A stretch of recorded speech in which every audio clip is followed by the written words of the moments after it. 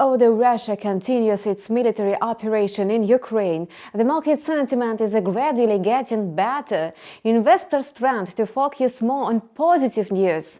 US stock indexes have posted their biggest gains since November 2020 on the upbeat data confirming the economic recovery in the country. Find out more about the foreign exchange, crypto and the commodities markets right now.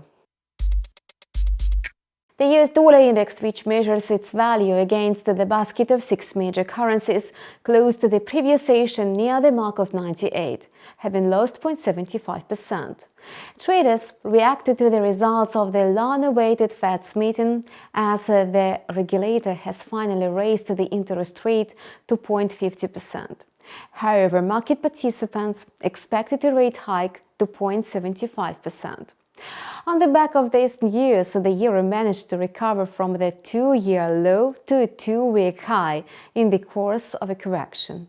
The euro-dollar quote went up by 1% to 1.1050.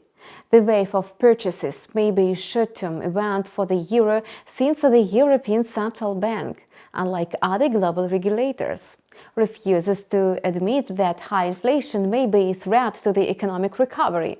In the meantime, consumer prices in the Eurozone accelerated at a record pace. Last week, the British pound gained nearly 1% against the US dollar. Investors were encouraged by the decision of the Bank of England to maintain its monetary tightening. On this Thursday, the UK Central Bank raised the key rate to 0.75%. Moreover, members of the Monetary Policy Committee noted that some further modest tightening might be appropriate in the coming months. Bitcoin was also in the focus of traders last week. Despite some bullish activity, BTC is still trading in the bear market, given rising inflation and persisting geopolitical tensions. On the one hand, the digital currency advanced by 9% last week, yet judging by its overall dynamic over the past 4 weeks, it lost 11.5%. Analysts forecast that Bitcoin will continue to hover near the level of $40,000 per token in the near term. In the meantime, oil seems to have stabilized last week. A week earlier, oil prices surged by 9%.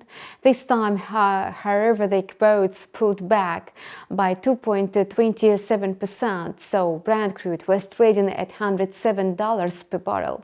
Fears of a possible ban on oil supply from Russia definitely add to existing market uncertainty and therefore support high price volatility.